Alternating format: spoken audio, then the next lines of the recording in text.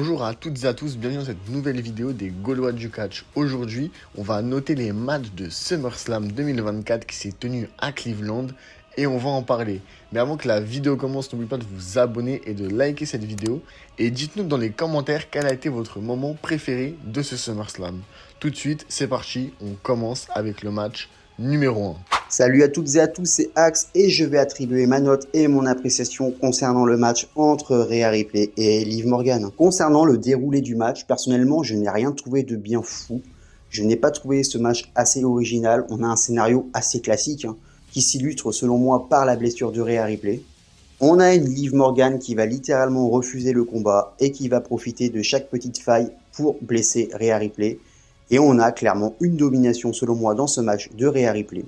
Le petit côté original s'illustre clairement par la volonté de Rhea Ripley de continuer le combat en rétablissant son épaule à 2 reprises, une fois sur la table des commentateurs et l'autre fois sur le coin du ring. Mais au bout du compte, un résultat qui pour moi était assez prévisible, Liv Morgan va conserver son titre grâce à une intervention de Dominic Mysterio. L'élément marquant est donc ce retournement de situation, ce retournement de veste de Dominic Mysterio au profit de Liv Morgan. Aurons-nous droit à un match revanche entre les deux femmes lors du prochain pay-per-view? Ou bien peut-on parler de la fin du Liv Morgan Revenge Tour? Concernant ma note, je mettrai la note de 3,5. Le match manquait un peu d'originalité, mais je pense que c'était lié à la blessure de Rhea Ripley. Je pense qu'il fallait la préserver un peu durant ce match, donc je n'en tiendrai pas trop rigueur. En soi, le match était assez dynamique, la fluidité était là, il y avait une bonne communication entre les deux femmes. Ce fut un bon opener, donc moi je mettrai la note de 3,5. Maintenant, c'est le match entre Sami Zayn et Bron Breakker dont je vais vous parler. C'est le match que j'avais décidé de noter. Le match le plus rapide de la soirée qui a duré un tout petit peu moins de 6 minutes entre Bron Breakker, un catcheur massif et rapide, et Sami Zayn que tout le monde connaît, agile et technique. Sami Zayn défendait son titre de champion intercontinental. C'est la deuxième confrontation entre les deux après Money in the Bank. Et en réalité, le match était plutôt équilibré et en moins de 6 minutes, Bron Breakker est venu à bout de Sami Zayn. Alors quelle est la pertinence de cette victoire? Est-ce qu'en réalité ils auraient pu faire un Money in the Bank?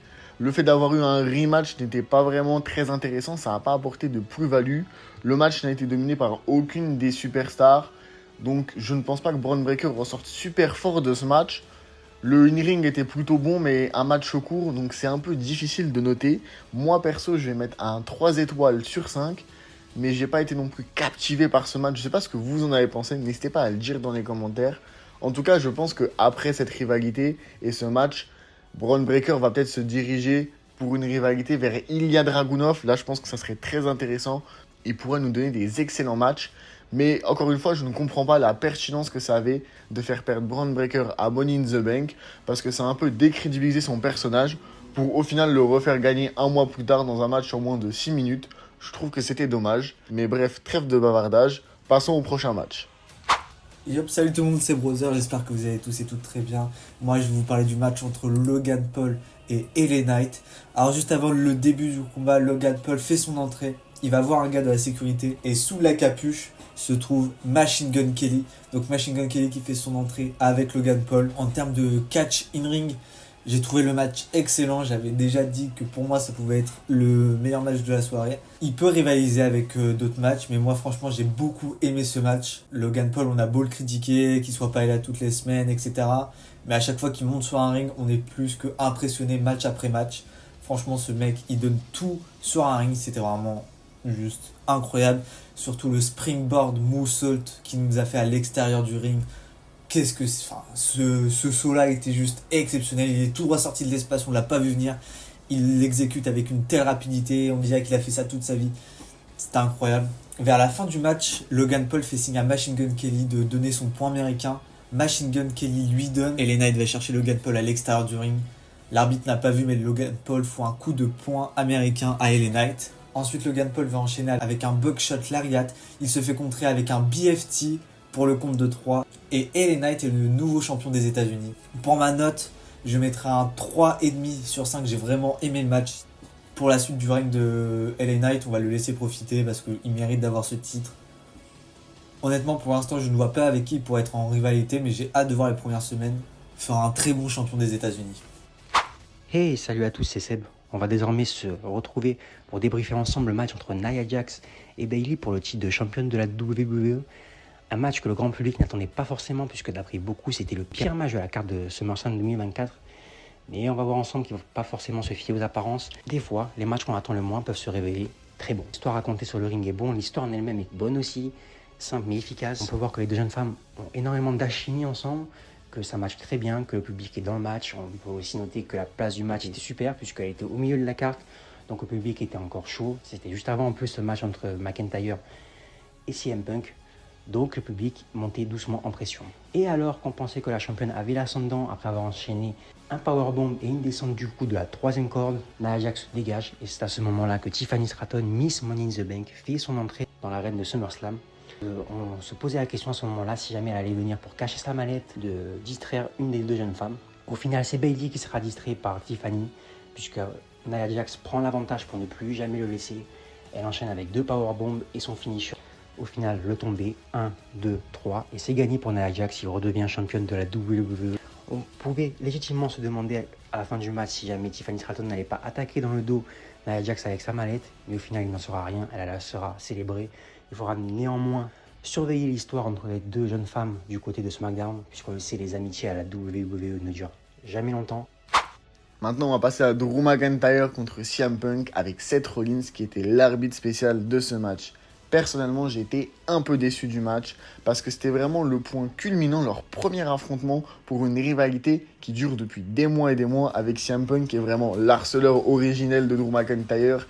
Il lui coûte tout, il lui a coûté le titre à WrestleMania, il l'a privé de son cash-in à Money in the Bank, il l'a bolos à Clash at the Castle en se déguisant en arbitre. C'est vraiment, voilà, il se fout de sa gueule, il le troll semaine après semaine et on adore ça, franchement, ça c'est super bien fait.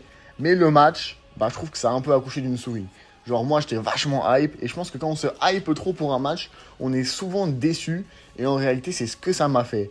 Alors ok, le match est plutôt potable, moi j'ai trouvé le match plutôt court. CM Punk niveau endurance, bon c'est pas foufou mais après il revient donc c'est normal que bon il reprenne son rythme etc, ça y a pas de problème. J'ai pas non plus compris en réalité pourquoi Seth Rollins a essayé de protéger CM Punk en enlevant la chaise de Drew McIntyre. Seth Rollins, il a pris des décisions bizarres dans le match. Alors, ok, peut-être pour rester neutre arbitralement, mais on a vu qu'il n'a pas tout le temps été neutre. Du coup, Rollins, le booking de Rollins en tant qu'arbitre dans ce match, il est bizarre.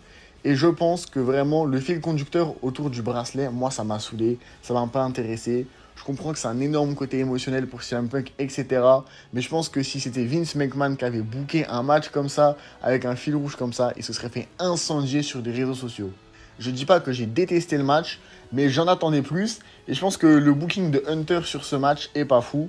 Donc de toute façon, on en débattra avec Seb dans une prochaine vidéo qui arrive bientôt dimanche prochain. Mais du coup, personnellement, pour ce match, je mets un 3 étoiles sur 5. Je pense que ça aurait vraiment pu monter à 4 ou à 5 si ça avait duré plus longtemps, si ça avait été plus violent entre les deux hommes. Mais bon, c'est une rivalité et une confrontation qui va durer. C'est un match qui appelle forcément un autre match. Donc on verra ce que ça va donner par la suite. Mais pour l'instant, premier match, un peu déçu. J'attends de voir la suite. On enchaîne désormais avec le match entre Drew McIntyre et CM Punk. Cette histoire qui dure depuis janvier va enfin se régler sur le ring à SummerSlam. Et après des entrées superbement réussies, tout un stade qui chante Cult of Personality, le match peut enfin débuter. Le premier match 1 contre 1 de CM Punk à la télévision avec la WWE depuis plus de 10 ans. C'est parti. Le match commence doucement. On voit que Seth Rollins, qui était l'arbitre spécial du match, joue parfaitement son rôle. Il ne compte pas les décomptes extérieurs.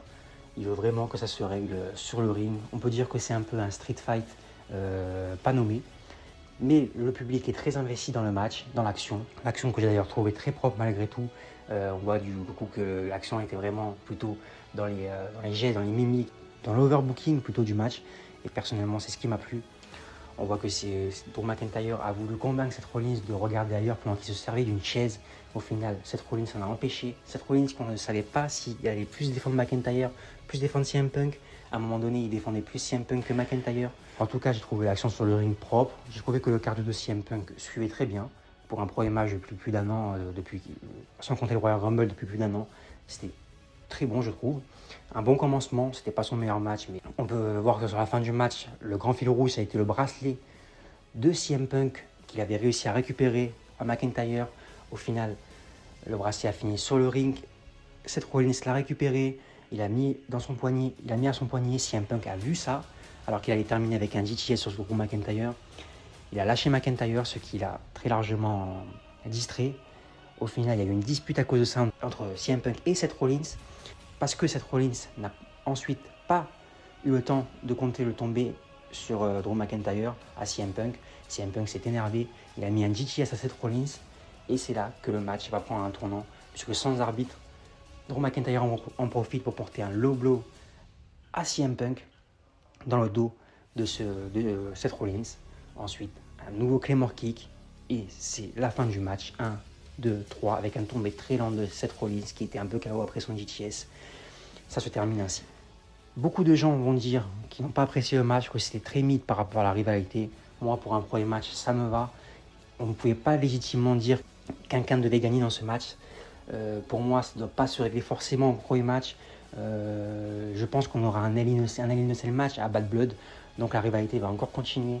Drew McIntyre gagne en trichant au final ce premier match. Je pense que CM Punk en fera pareil pour le deuxième match, que cette histoire se réglera dans la cage de la Hell in a Cell. En tout cas, j'ai bien apprécié le booking, puisque il fallait trouver une solution pour décrédibiliser aucun des deux. Aucun des deux au final ne devait forcément perdre, donc il fallait faire un choix. Et je suis content du coup que ça ne se finisse pas en match nul. Bien évidemment, la rivalité ne fait que commencer. Je me demande ce que maintenant Seth Rollins va faire dans cette rivalité, quel rôle il va jouer. En tout cas, pour ça, il va falloir regarder Raw ce lundi. En tout cas, j'ai très hâte de voir la suite entre les trois hommes. Ce premier match m'a beaucoup plu et je me demande bien ce qui va se passer désormais. Au niveau de la note, je mets un très bon 4 sur 5. C'est très bien pour commencer et je m'attends à beaucoup mieux sur les prochains affrontements. Et on enchaîne directement avec le match Damian Priest, Gunther. Un très bon rapport de force entre les deux hommes. Gunther qui vient pas vraiment en tant que grand favori sur ce match, comme à ses habitudes. Damian Priest qui tient vraiment tête à Gunther sur les trois quarts, grosse partie du match. On a un Damian Priest assez dominant, Gunther aussi un petit peu. Les deux arrivent à mettre leur move. On sait vraiment pas qui va gagner. Il y a beaucoup de suspense sur ce match. Gunther qui se met d'ailleurs même à saigner, et on arrive au moment fatidique de ce match où Damian Priest place son chokeslam sur Gunther. Il commence à le rouler près des cordes. Alors ça, malheureusement, je pense que c'est un petit botch, c'est dommage, mais Damian Priest qui porte son chokeslam et qui roule Gunther vers les cordes. Damian Priest qui tente le tomber, et Finn Balor qui était aux abords de ring depuis 2-3 minutes, qui vient et qui place la jambe de Gunther sur les cordes. Et donc ça casse évidemment le tombé. Damian Priest qui est furieux évidemment, puisque Finn Balor vient de lui coûter tout simplement son match, son titre. Gunther qui ensuite attaque Damian Priest par derrière. Gunther qui place sa powerbomb, son sleeper hold, et Gunther qui arrive à battre Damian Priest après que Damian Priest soit endormi. Gunther, nouveau champion. Trahison de Finn Balor envers Damian Priest. Le downfall tout simplement du Judgment Day en direct à SummerSlam. Qu'est-ce qui va se passer pour le Judgment Day? Damian Priest, Finn Balor, évidemment peut-être partir sur une petite rivalité. Gunther qui lui part avec le titre, qui pourrait même le garder, soyons fous, jusqu'à WrestleMania, voire beaucoup plus. Donc voilà, match très intéressant, très bon match entre les deux, très bon rapport de force. Gunther qui n'est pas venu en très très gros favori. Damian Priest avait son mot à dire, et c'était vraiment un match très intéressant, que je noterai sur un bon 4,25 sur 5 pour être précis. De mon côté, pour le main event entre Solo Sikoa et Cody Rhodes pour le titre de la WWE, j'ai trouvé le match plutôt correct dans son ensemble. La stipulation Bloodline Rules Match a été respectée comme il se doit. Pour cela, 3 principaux temps sont à noter dans ce match. Tout d'abord, les 10 premières minutes, lorsque nous avons le face-à-face en 1 contre 1 entre Cody et Solo. J'ai trouvé le in-ring des deux hommes extrêmement correct dans ce match. Solo Sikoa, selon moi, a pu prouver son potentiel face aux champions de la WWE. C'est à partir de la deuxième partie du match que l'on parvient à voir les fruits de la Bloodline Rules Match. On a l'intervention de la Bloodline en faveur de Solo pour tenter de coûter le titre à Cody Rhodes. On va avoir les alliés de Cody qui sont Kevin Owens et Randy Orton qui vont intervenir pour tenter de remettre le match à égalité, du moins ce qu'il soit équitable. Et enfin, on a le retour de Roman Reigns à la WWE. Roman Reigns qui n'était pas venu depuis 118 jours. Tout le stade se lève, tout le monde est content de revoir le Tribal Chief. Globalement, le match, comme j'ai pu le dire, a tenu toutes ses promesses. J'attribuerai la note de 4 étoiles. On a un Cody Rhodes qui conserve en toute logique, mais il est bon de noter que Solo Sikoa a pu exercer son rôle à la perfection. Son contrat en tant qu'imposteur est plus que respecté. Il a réussi à rendre Roman Reigns hyper over, limite en termes de babyface pour le public. Maintenant, qu'allons-nous avoir? Va-t-on avoir un match revanche entre Cody Rhodes et Solo Sikoa? Ou allons-nous nous diriger vers une guerre des Bloodlines entre la Bloodline de Roman Reigns et la Bloodline de Solo Sikoa? Une fois de plus, affaire à suivre. 4 étoiles, bon main event, même s'il était assez répétitif de celui de WrestleMania avec les diverses interventions durant le match. Ça manquait de prévisibilité et d'originalité, mais personnellement, moi j'ai passé un bon moment. 4 étoiles. Et enfin, on enchaîne avec le main event de la soirée entre Solo Sikoa et Cody Rhodes. Solo Sikoa, on pouvait avoir des doutes sur lui à tenir un main event de SummerSlam face à Cody Rhodes, mais au final Solo Sikoa qui sort un plutôt grand match, un très grand match Solo Sikoa avec des moves plutôt sympas, notamment un superplex du haut de la 3ème corde, un magnifique spear sur Cody Rhodes qui tenait les escaliers en acier dans ses mains. Cody Rhodes donc qui sort ses moves habituels, Cody Cutter, Crossroads, etc. Cody Rhodes, rien à redire comme d'habitude, j'ai envie de dire. Au final aussi on a les interventions de la Bloodline puisque c'était un Bloodlines Rules match, les règles de la Bloodline qui fait tout simplement ce qu'ils veulent durant ce match.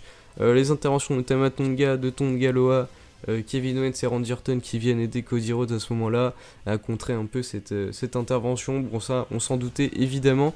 Cody Rhodes qui place plusieurs crossroads sur Solo Sikoa et on a une intervention évidemment de Jacob Fatu qu'on s'en doutait aussi un petit peu, mais Jacob Fatu qui a été très explosif comme à son habitude.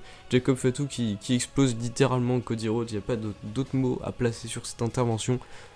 Jacob Fatu qui fait placer Cody Rhodes à travers la table des commentateurs. Jacob Fatu qui détruit, qui explose littéralement Cody Rhodes. Et là on a l'intervention. L'intervention de qui? L'intervention pas de The Rock, mais l'intervention de Roman Reigns, The Original Tribal Chief, comme c'était écrit sur son t-shirt, le chef original de la tribu de la Bloodline. Et là on se dit tout simplement, mais que va faire Roman Reigns? Est-ce que Roman Reigns va aider Cody Rhodes? Est-ce que Roman Reigns va aider Solo Sikoa? Peut-être, on ne sait pas. Et Roman Reigns qui n'hésite pas une seule seconde en plaçant son Superman Punch directement dans la face de Solo Sikoa. Et Roman Reigns qui offre sur un plateau d'argent Solo Sikoa à Cody Rhodes. Cody Rhodes pour le compte de 3. Cody Rhodes qui conserve le titre de la WWE. Donc voilà, match très intéressant avec évidemment les interventions, on s'en doutait. Mais le match était plutôt bon, donc je vais donner un très beau 4 sur 5 pour ce match. Que j'ai trouvé quand même assez bon. Peut-être qu'on aurait pu faire un peu mieux, surtout en main event de SummerSlam, le deuxième plus gros show de WWE. Mais le match était quand même assez bon. Avec évidemment le retour de Roman Reigns, ça on ne peut pas oublier, on est obligé de le souligner. Donc voilà, très bon match, j'ai très hâte de voir ce que va faire la Bloodline au SmackDown qui suivent. Et ce que va faire aussi Cody Rhodes, j'aimerais bien qu'il s'éloigne un peu de la Bloodline pour affronter pourquoi pas Randy Orton et Kevin Owens. Enfin voilà, il y a beaucoup de choses intéressantes, beaucoup de choses qui donnent envie d'aller voir SmackDown. Donc je pense qu'on conclut quand même SummerSlam sur une très bonne note avec le retour de Roman Reigns. Bon, j'espère que cette vidéo débrief de SummerSlam vous a plu. En tout cas, n'hésitez pas à dire ce que vous avez pensé du show dans les commentaires. On se retrouve bientôt pour de prochaines vidéos. Il y a plein de trucs cool qui arrivent. Prenez soin de vous. Des bisous.